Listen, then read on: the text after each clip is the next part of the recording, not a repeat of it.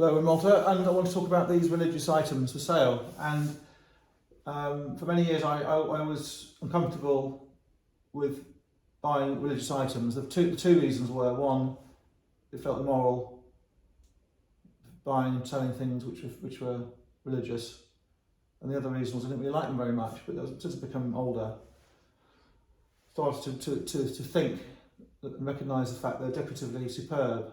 And this is not a theological essay about these. This is a chapter really about how nice they are to look at and to own. And there are things such as relics in Europe where it's not acceptable to sell relics to make a profit. And the way the traders justify the sale of the relics is they say they're not selling the relic itself, they're selling the actual container, the relics inside, which will be called a reliquary. It might be a fragment of bone, might be a piece of the cross, might be an old nail from the cross, it might be a scrap of cloth, it might be a scrap of something else. So there's relics and there's religious things, there's religious pictures. We've got religious pictures, we've got religious items, Christian items. We don't actually have any relics at the moment. The thing I wanted to show you are these two here. These are the Fra Angelico pictures which have come from England. We had another video a week ago, 2 weeks ago, about this one, which is a copy of a medieval Gothic era Fra Angelico, in this case Madonna and baby Jesus, quite a big one. It's a little bit bigger than those, and it's very possible they came from the same place in Florence of manufacture. You could say that there's a C&E school in terms of the gold, but I think they're probably from Florence, could be from Rome. And in the other video we talk about the lines of sgraffito and the punchwork, and we discuss how this is painted and this one is applied paper. They're made on these tablets. So already you can see we've got quite an unusual product, and it is a product. They were made for tourists on the whole, these, in the mid to late 19th century, and they're obviously based on medieval paintings which would have been huge. In Westminster Abbey, for example, I should put a photograph over here. I'll just get it. In Westminster Abbey, London, they actually have this steeple or gable end Gothic. You'll see that the pews are designed on these Gothic shapes. So these Gothic shapes got to England in the medieval era as well. It was obviously popular. And I think the French will have also pushed that into England, to be fair to the French, with the Norman conquest. So we've got these lovely Gothic frames. They're picture frames, and they hold the tablets. I don't know of any other more distinctive picture frame in existence than these Fra Angelico saints and holy characters. Icons are square. They can be in relief, they can have beading on the edge, they can be recessed, and they can have a frame, they can have a metal cover. They're distinctive as well, but I think these are fantastic decoratively, these Fra Angelicos. Now, these came from England, and the drawback with that for me is that I had to pay to get them into the country. I had to pay 5% VAT because the import of antiques has a lower VAT rate than normal stuff. But in order to get the 5% VAT, I have to have them valued by the government of Malta, and they charge a fee to value them as you would expect, and that would be the same if the thing is going to England, more or less.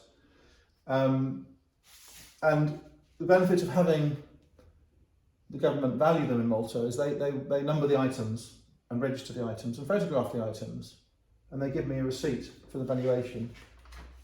And the valuation has a description.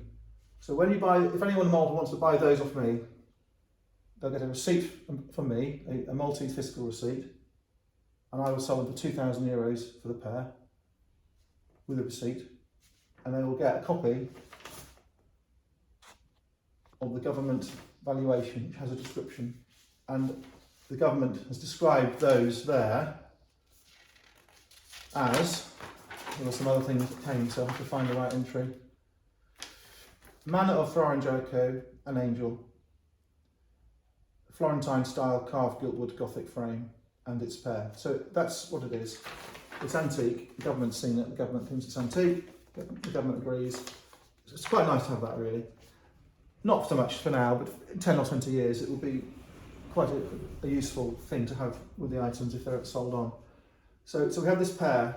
This one's lost some trim on the top. This one's lost some trim on the bottom. This one's had the paper taken off the back and a new ring. This one has the original paper and the original gilt brass or brass ring. They would have been made in about 1850 to 60, I imagine, because they're quite clearly made ones and not gummy ones. This one here just could be just a tiny bit later, perhaps. The work on the wings on the pair is a little bit better than the work on the background of the slightly larger one.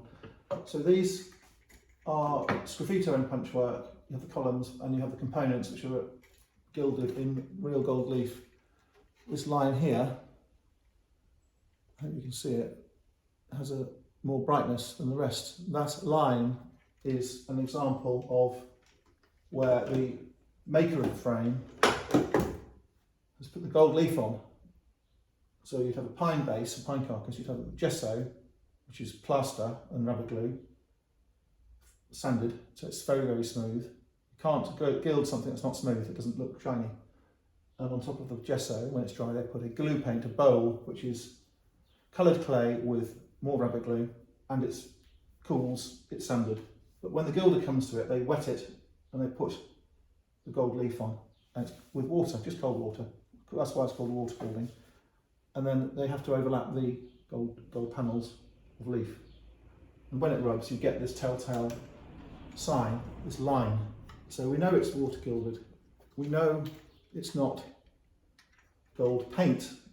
And we know, because it's a very thin covering of gold, real gold, instead of a chunky fake gold covering, we know it's real gold, not simulated gold leaf, which doesn't have such a brightness. Decoratively, these are absolutely amazing. And I've noticed in England in the last year that prices have gone up really very much. We've got some more coming, we've got 2 more pairs coming, 2 of which are smaller. And I think that, because they're distinctive and very interesting items, I think they'll go up quite a lot. So those are €2,000 in Malta. That's one, it's €1,000. It's a bit bigger. You could say to me, oh, I'm buying 2, can I have a bit more, can I have a discount on 2,000? I will say no, because they're worth €2,000. That one, if there was a pair of the bigger ones, they'd be a little bit more, but then that's not as bright as those. I think the Saints are more interesting than the Madonna. The wing's extremely good. I'll show you a print of a wing while I'm thinking about it. This is a Victorian print of an angel, or a saint. I think it's an angel actually with wings. And it has the same wings with the feathers showing and the rubbed gold showing the bolo I talked about, which is the clay and rubber glue. And it has the redness showing through, which is very, very hard to do. So I think they're beautiful things, let's keep saying.